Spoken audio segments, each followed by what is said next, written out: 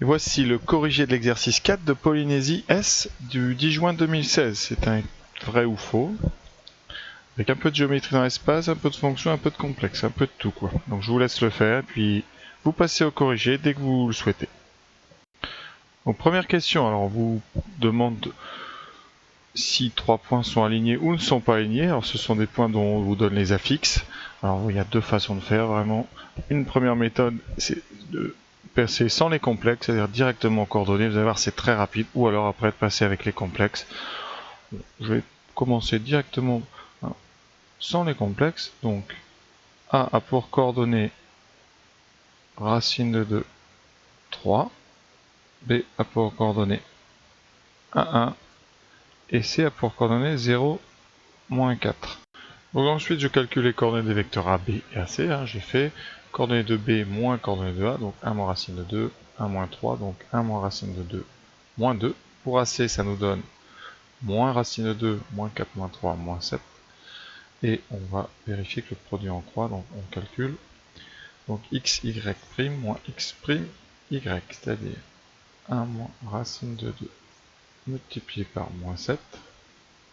Ceci s'appelle le déterminant du couple AB AC. C'est donc x, y', moins y, x', voilà, on calcule. Si ça fait 0, les vecteurs sont collinaires, sinon ils ne sont pas collinaires. Ça c'est le programme de première S. Moins 7, plus 7 racine de 2. Alors des moins il y en a beaucoup, donc on va en enlever déjà 2 entre eux. Ça donne moins 2 racine de 2, qui donne moins 7 plus 5 racine de 2, et c'est bien différent de 0. Donc, le vecteur AB et le vecteur AC sont non collinaires,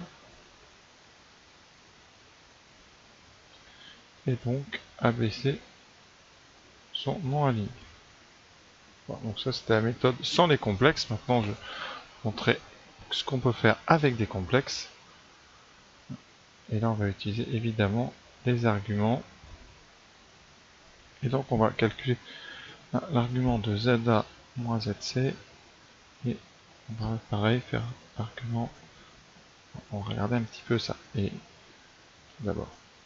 Voilà, donc j'ai calculé mes deux affixes de ZA moins ZC et ZB moins ZC. Voilà.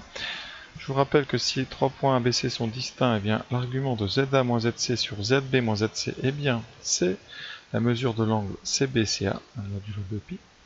Voilà. Et nous, on s'intéresse à l'angle, puisque si les points sont alignés, cet argument ici sera égal à 0 modulo pi.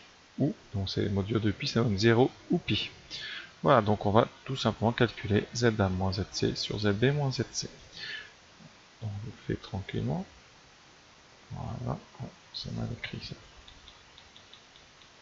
Voilà. ZA moins ZC sur ZB moins ZC. Donc ça va être un calcul algébrique. On va devoir enlever les i qui sont au dénominateur. Donc on multiplie en haut et en bas par le conjugué. 1 moins 5i. 1 moins 5i. Ça nous donne donc en haut, eh bien, racine de 2. Je prends tout de suite la partie réelle, 7 fois, donc plus 35 plus 7i moins 5 racine de 2i. Et dessous, donc vous aurez 1 plus 25, donc vous aurez 26. Vous aurez 1 sur 26 multiplié par, donc en haut, 35 plus racine de 2, plus i multiplié par 7 moins 5 racine de 2. Voilà. Or, ce complexe qu'on obtient ici n'est pas un imaginaire pur, ni un réel, ouais, c'est vraiment un complexe avec une partie réelle non nulle et une partie imaginaire non nulle. Alors, ce qui nous intéresse ici, il faut que les points soient alignés. Donc, or, ce complexe ici, donc il a une partie imaginaire non nulle. Or, 7 moins 5 fois racine 2 est différent de 0.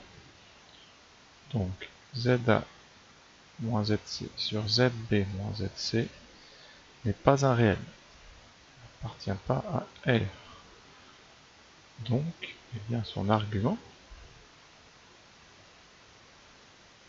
forcément ne sera pas différent de 0 modulo 2π.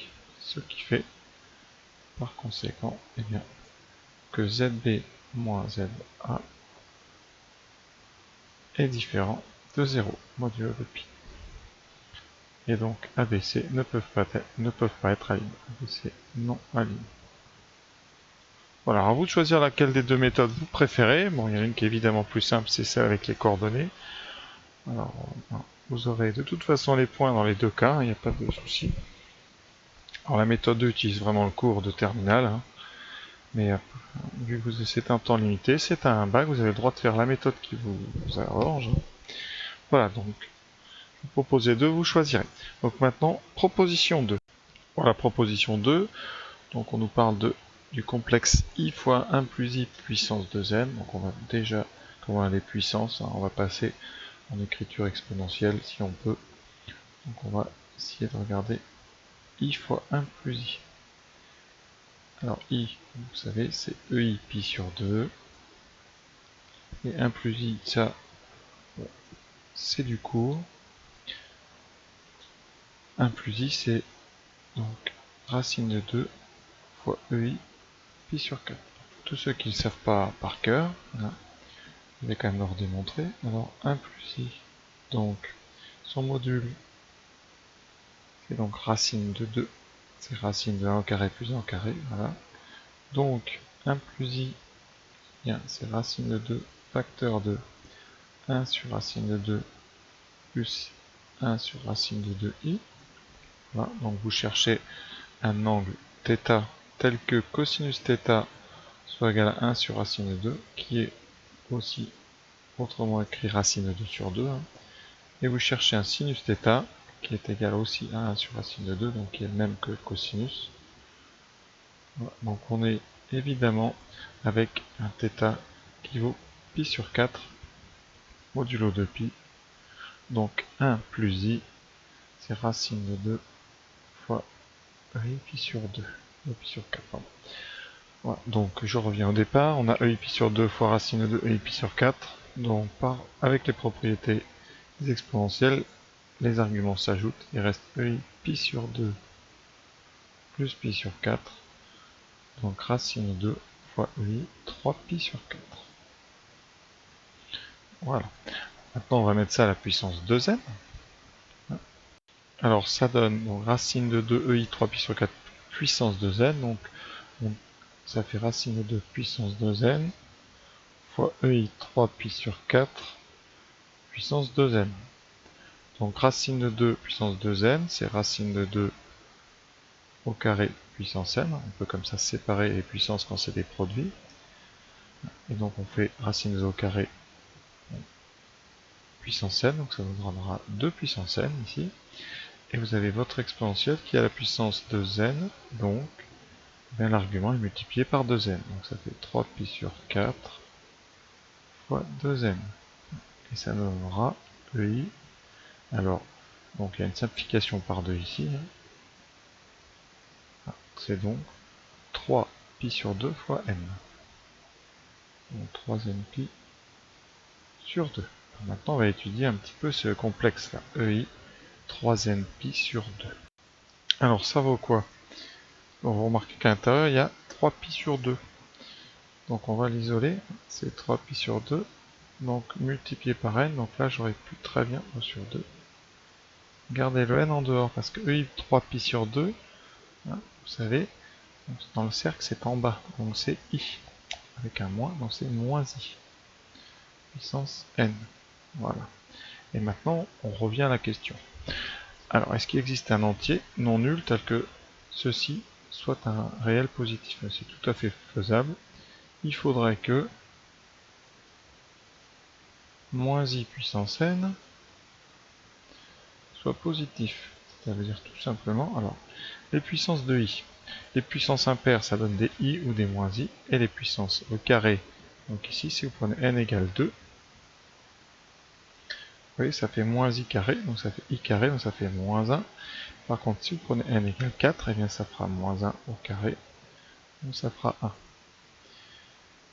séquence, et bien après, pour n égale 6, là vous aurez moins 1, moins i puissance 6, c'est-à-dire moins i puissance 4, on a dit que ça faisait 1, fois donc, moins i au carré, ça fera moins 1. Donc, un coup sur 2, c'est moins 1, 1. Donc ça dépend de n, et donc pour tous les n qui sont des multiples de 4, vous aurez un nombre positif. Voilà, donc il faut prendre pour n égale 4, n égale 8, 12, etc. Donc ceux qui ont remarqué ça, vous pouvez après faire la question d'une autre façon. C'est-à-dire vous ne faites pas du tout tout ça. Vous regardez, vous dites juste, et alors là, puisqu'on vous dit il n'existe pas, vous pouvez faire ça en donnant un contre-exemple. C'est-à-dire vous dites réponse, qui est acceptable. Hein. Réponse, pour n égale 4, là, vous faites, hein, calculer 1 plus i puissance 4 fois 2, c'est 8, hein, donc ça fait i fois 1 plus i puissance 8.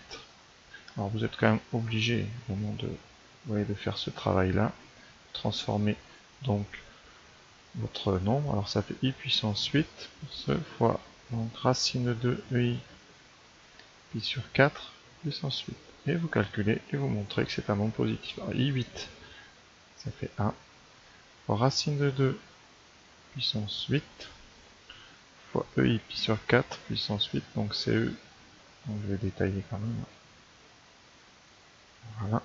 Vous indiquez ici clairement i8 égale, bien donc, ça fait, on peut le faire, hein, i4 fois i4, et i4 on sait que ça fait 1, donc ça fait bien 1. Ici racine de 2 puissance 8, ça fait racine de 2 au carré, donc ça fait 2 puissance 4.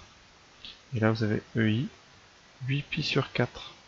Et ça marche parce que 8 pi sur 4 c'est 2 pi, ça fait donc 2 pi sur 2 puissance 4 fois ei 2 pi. Et donc 2 puissance 4 qui donne 16. Voilà, 16 est positif. 16 est supérieur à 0, donc faux pour n égale 4. Donc voilà, si vous ne voulez pas vous embêter, vous faites ça. Sinon, vous faites le raisonnement général, et vous pouvez ici conclure que pour tous les multiples de 4,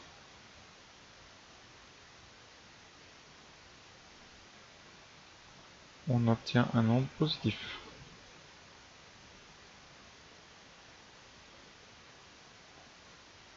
Voilà ce que je vous propose. Comme d'habitude, vous choisissez. Alors la réponse avec les contre-exemples paraît plus appropriée, c'est plus rapide. Hein, voilà, si à rédiger, c'est peut-être un peu plus simple. Donc proposition 3.